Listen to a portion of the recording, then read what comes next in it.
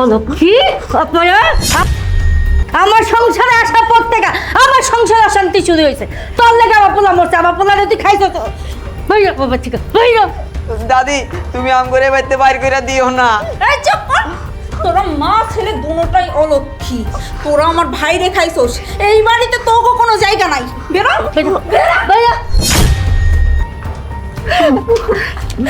আব্বা, আব্বা আপনি আম্মাকে বোঝায় বলেন না আমাদেরকে যেন বাসা থেকে বের না করে দেয়। এটা আমার স্বামীর বাড়ি আব্বা, আমরা কোথায় যাব? হারামজাদি, তোরে বিয়ে করার পরে আমার পোলায় আমার সংসারে অশান্তি শুরু হয়েছে। তুই একটা অলক্ষী অপয়া, তোর কারণে আমার সন্তান বিদেশে মারা গেছে। তোর কোনো জায়গা আমার বাড়িতে নাই। দাদা ও দাদা, তুমি যদি আম করে বাড়ি থেকে বার করে দাও আমরা কই যাবো কও তো? কই যাবি মানে? রাস্তা রাস্তায় ভিক্ষা করে খাবি, তারপর তুই আর তোর মা আমাদের এই বাড়িতে থাকতে পারবি না। জুয়েল, তুমি ভুলে যেও না তুমি এই বাড়ির ঘর জামাই। এটা আমার স্বামীর বাড়ি। আমার স্বামী প্রবাসে বসে কষ্ট করে টাকা পাঠাইছে, ওই টাকা দিয়ে বাড়িটা করা হয়েছে। তুমি অন্তত আমাদেরকে এই বাড়ি থেকে বের হয়ে যেতে বলতে পারো না? আব্বা, আম্মা, এই ছোট লোক ফকির বাচ্চার এত বড় সাহস, ও আমাকে এই বাড়ির ঘর জামাই বলে, আর আপনারা চুপ করে দাঁড়িয়ে আছেন। আপনারা ওকে কিছু বলবেন না? এই অলক্ষী অপয়া, কি কইলি? তোর স্বামীর বাড়ি এটা? হ্যাঁ, স্বামীর বাড়ি কও? স্বামী তো নাই, আমার ছেলে তো তুই খাইছস। আমার ছেলে তো বিদেশে বইয়া মইরা গেছে। আমার ছেলে যখন নাই, তোরা দেখা কি করবো? তোর চেহারা দেখবো? এই তোর চেহারা দেখা কি ধুয়ে দেওয়া পানি খাবো? তুই বাইরে আমার বাড়ির থেকে, বাইরে বাড়ির থেকে। আম্মা, আব্বা, এই ছোট লোক ফকিনির বাচ্চাগুলা এমনি এমনি এই বাড়ি থেকে যাবে না, ওদেরকে ঘাড় ধাক্কা দিয়ে বের করতে হবে। আরে দাঁড়ায় আসো কেন? বাইরে করো না। আব্বা, আপনি এদিকে আসেন, এদেরকে আমি দেখতেছি। এই যা যা, বের হ, বের হয় বাড়ি থেকে। ওঠো। রুবেল, তুমি বেঁচে আছো?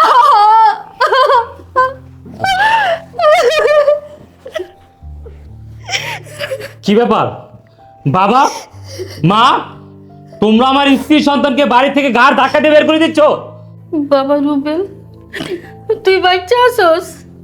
আমরা তো শুনছি তুই প্রবাসে মারা গেছোস। চলো চলো। হ্যাঁ মা, আমি বেঁচে আছি। তবে এখন আমার মনে হইতেছে আমি যদি প্রবাসে এতদিন জেলখানা জেল না খেতে তখনই মরে যেতাম তাহলে ভালো হতো। তাহলে আজকে আমার এই দিনটা দেখা লাগতো না। আমার বাড়ি থেকে নাকি আমার বাবা মা আমার স্ত্রীর সন্তানকে ঘাড় ধাক্কা দিয়ে বের করে দিচ্ছে। বাইর করবো না তো কি করবো? এই মাইয়া আমার বাড়িতে বউ হয়ে আসার পর থেকে আমার বাড়িতে যত ঝামেলা গজব অশান্তি শুরু হয়েছে। মা, আমি মাইনে নিতে আসছি।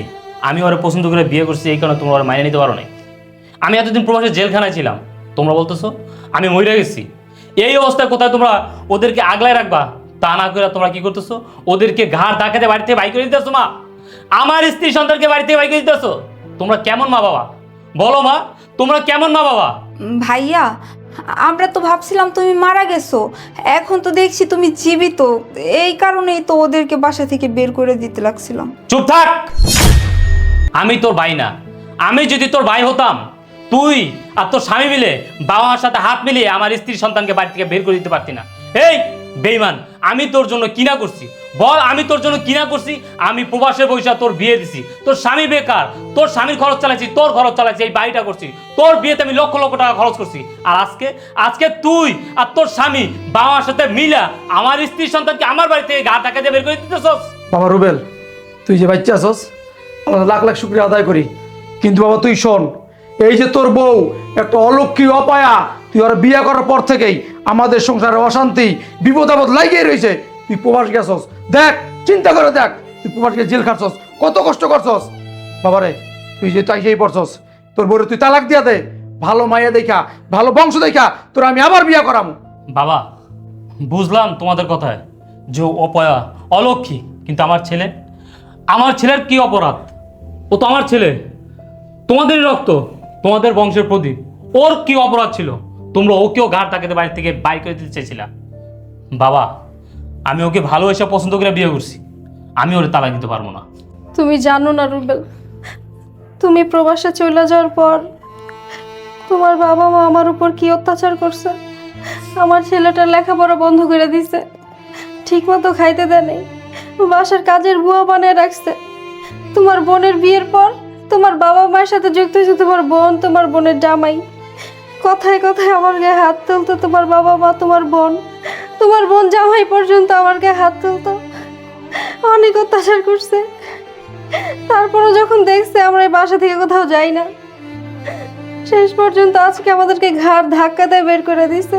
আমি এত বছর প্রবাস বৈশা মাথার গাম পায়ে ফেলা দিন রাত পরিশ্রম করে প্রতি মাসে লক্ষ লক্ষ টাকা ইনকাম করে দেশে বাড়াইছি, আর আমার স্ত্রীর সন্তান কিনা না খেয়ে থাকে। আমার স্ত্রীর সন্তান আমার বাড়িতে নির্যাতিত, অত্যাচারিত। আমার বোনের জামাই বাবা মিলে আমার স্ত্রীর সন্তানের উপর অত্যাচার করছে। ঠিক আছে, এই বাড়ি থেকে শুধু আমার স্ত্রীর সন্তান বের হয়ে যাবে না, ওদের সাথে আমিও বের হয়ে যাব। তোমাদের তো সন্তান দরকার নাই, তোমাদের দরকার টাকা। আমি এত বছর তোমাদেরকে যেই টাকা ইনকাম করে দিছি তোমরা সারা জীবন বসে খাইতে পারবা। আমার আর তোমাদের দরকার নেই, তোমার তো মেয়ে আর মেয়ের জামাই আছে। চলো বাবা। না বাবা, যাইস না, তুই এই কথা কইস না বাবা। তুই চলে গেলে আমরা কেমনে থাকুক? তোদের সাথে আমরা থাকতে পারব না। মা, তোমরা যেখানে আমার ছাড়া থাকতে পারো না, সেখানে আমি আমার স্ত্রীর সন্তান ছাড়া কেমনে থাকবো বলো? তোমরা আমার ছাড়া ভালো ছিলা, ভালো থাকবা। তোমাদের তো মেয়ে আর মেয়ের জামাই আছে, ওদেরকে নিয়েই থাকো, আমার তোমাদের প্রয়োজন নাই। এই চলো।